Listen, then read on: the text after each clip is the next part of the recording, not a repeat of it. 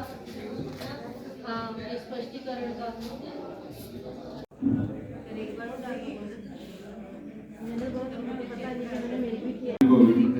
आज मधुर शासन हुआ है तो बड़े हर्ष का विषय है। संतों के संत शिरोमणि संत रविदास जी का जन्मोत्सव आज खंड मनासा पे खंड स्त्री प्रोग्राम यहाँ पर मनासा में रखा गया है।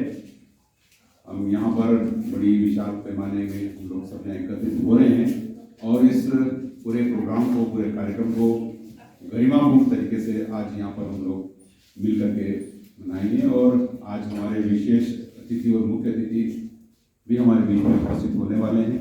आज के इस पूरे कार्यक्रम के मुख्य अतिथि माननीय विधायक महोदय अध्यक्षता करेंगे। मुकेश जी डांगी साहब, विशेष अतिथि जनपद प्रमुख आदरणीय कछावा साहब यहाँ पर हमारे बीच में आएंगे। साथ में आदरणीय एसडीएम साहब, एसडीओ साहब, सीओ साहब भी हमारे साथ यहाँ उपस्थित करेंगे।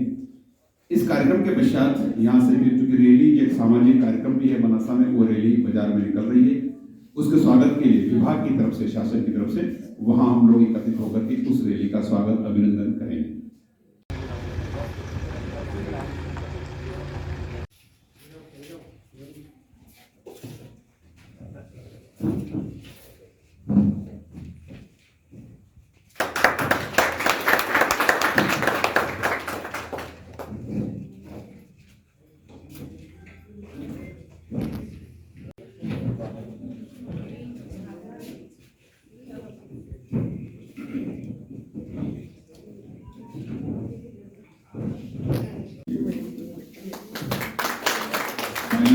स्वागत है और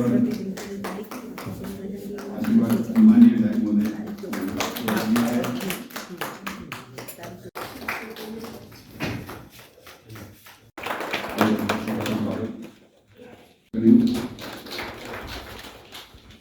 रायपुर साहब को आमंत्रित कर रहा हूँ। आदरणीय एसडीओ साहब का स्वागत करें। अमलावर जी को आमंत्रित करो। आदरणीय सीओ साहब का स्वागत।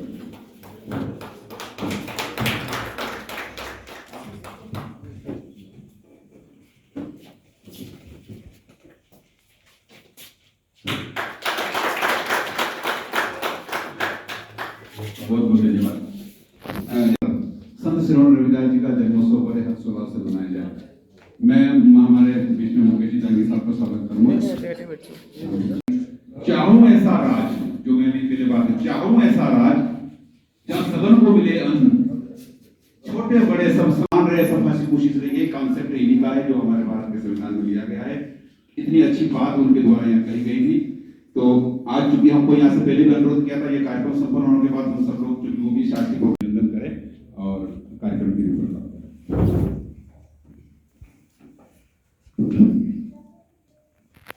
आज के हमारे मुख्य अतिथि विधायक महोदय, जनपद अध्यक्ष जी, सम्मानीय एसडीएम साहब, एसडीओ साहब, हमारे साथी अधिकारी, जैसा कि शासन के निर्देश हैं और निर्देश तो है ही है, लेकिन क्योंकि संत रविदास जी का इस देश के लिए बहुत बड़ा योगदान है, तो इसी तारतम्य में उपखंड स्तर पर यह कार्यक्रम मनाया गया है। इसके बाद में यहाँ से हम जाएंगे और एक रैली निकलेगी, वहाँ हम उनका स्वागत करेंगे।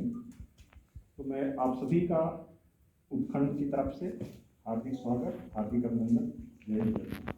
इस प्रकार से हम भी एक गवर्नमेंट सर्वेंट है।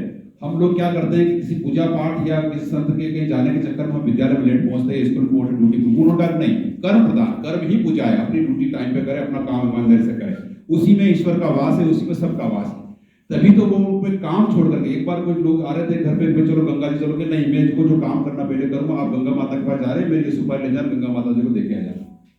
तो वो सुपारी लेकर के चले गए। सभी लोग ने वापस लौट रहे थे, उन्होंने बोला अरे यार को सुपारी देती क्या करते, सुपारी जाकर के गंगा माता यार रविदास जी ने भेजी। जैसे ही सुपारी नदी के अंदर गंगा में बहराने के अंदर से हाथ निकलता माँ का, गंगा का, और सुपारी बोले और वो जाके बोलती कि जाओ जाओ अपने सुपारी ले दो, ये मेरा जो कंगन है आप लेके चले जाओ और रविदास जी को दे देना। तो वो कंगन लेके आते हैं, लेकिन रविदास जी को कंगन नहीं देते, वो जाकर के सीधे राजा महाराजा को उनको जाकर देते हैं। तो बढ़िया कंगन, एक कंगन लेके आओ, एक और लेके आओ, फिर तो हम आपको मार डालेंगे। अब एक और कहां से लेके आए, फिर वो रविदास जी की बात जाते हैं कि कंगन एक ही मिलाने ऐसे ऐसे घटना हुई, तो रविदास जी बोलते हैं कि जहां अपन चाहे सच्चे मन से वहां हमारे पास गंगा आ सकती है। तो मेरे यहाँ कटौती उसमें भी गंगा आ सकती है। तभी देखेंगे, कभी तो कहा गया है मन चंगा तो कटौती में गंगा। गंगा कहीं भी अपन घर में भी निकल सकती है, तो घर में उन्होंने दूसरा कंगन निकाल करके दिया है। ये सोच कहने का मतलब ये है कि मन में विचार अच्छा होना चाहिए, दिल साफ होना चाहिए, सब कुछ संभव हो सकता है। मैं हमारे खंड के आदरणीय जो आज हम ये आयोजन कर रहे हैं, तो इसकी अगर आप रूपरेखा देखेंगे तो ये 1433 में इनका जन्म हुआ था उत्तर प्रदेश में, काशी के पास में। ये एक साधारण परिवार में जन्मे थे। इनके माता पिता वो भी एक साधारण परिवार में रहते थे। इनकी जो मुख्य बात जो मुझे जीवनी में अच्छी लगी, ये बहुत ही इनका जो स्वभाव था इतना साधारण था कि ये जो है इनके माता पिता और इनका व्यवसाय था, जो जूते बनाने का काम इनके माता पिता और वो सब करते थे। तो ये उनके एकमात्र इनके सुपुत्र थे इनके माता पिता के। तो जितने लोग जो संत आते थे उन संतों को ये मुफ्त में वो जूते दे दिया करते थे। तो उनके माता पिता बड़े नाराज होते थे, अरे भाई तुम अगर मुफ्त में चीजें सबको दे दोगे तो हमारा घर कैसे चलेगा। तो उनसे नाराज होके जो घर वाले हमेशा इनको कहते थे, लेकिन इनका स्वभाव हमेशा इतना प्रेम भरा रहता था और जो जात पात और ऊंच नीच की भावना से परे होकर ये सबकी सेवा करते थे। तो फिर ये उन्हीं के घर में वहां से रुष्ट होकर ये पास में चले गए, वहां उन्होंने अपना अलग घर बना लिया। और वहां पर जितने भी जो जब इनका काम के बाद जो इनका फ्री टाइम होता था तो ये भजन करना, मंदिरों में जाना, सेवा करना। जो संत रैदास जी और संत कबीरदास जी थे, उनके जो उनके विचार, उनके जो आध्यात्मिक जो निर्देश थे, उसी को अपनाते हुए उन्होंने समाज में इतना उसका व्यापक प्रचार प्रसार किया कि जो है उसमें आज भी जो हमारा जो संविधान बना है, जो जिसमें पूरा हमारा देश चल रहा है, तो उसमें उनके मुख्य जितने उपदेश थे या जो हमारे अनुच्छेद है, तो उन्हीं के जो हमारे 1400 से लेकर आज तक जो हमारे 600-700 साल जो हो गए लगभग, तो वहां से इसका जो है शुरुआत हुई।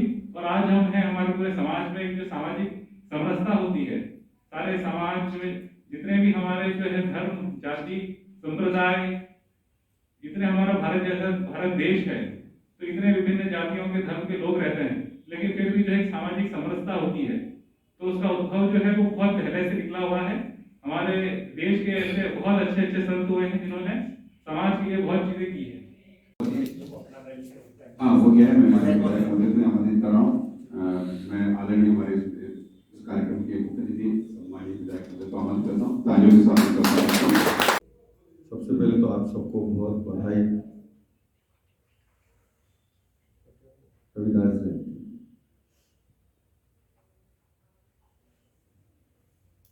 संत समाज के और देश के उत्थान के लिए पैदा होते